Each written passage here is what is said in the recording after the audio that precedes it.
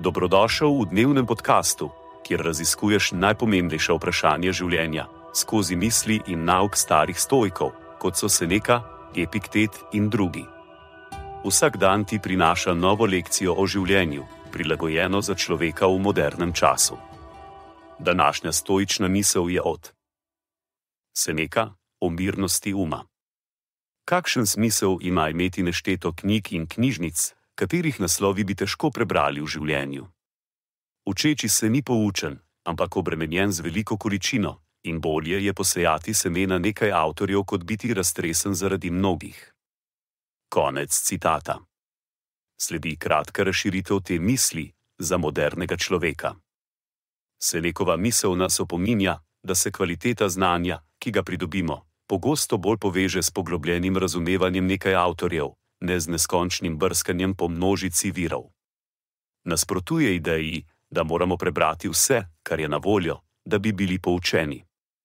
Na primer, pomislimo na področje osebnega razvoja.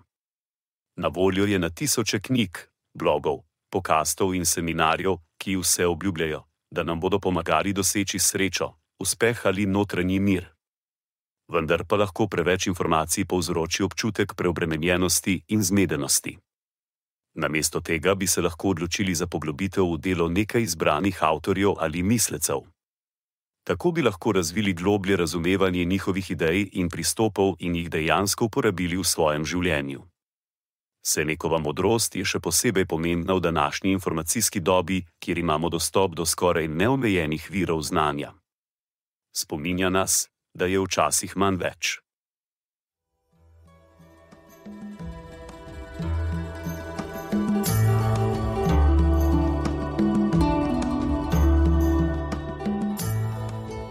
Kot pravi Seneca, nič ne osrečuje toliko kot ljubeča in zvesta prijateljstva. Zato podeli to epizodo z nekom, ki ti je blizu, in ne pozabi slediti podkastu, da boš lahko obveščen, ko bodo objavljene nove epizode starih modrosti stoikov. Želim ti polno preizkušenj in poguma v tem dnevu.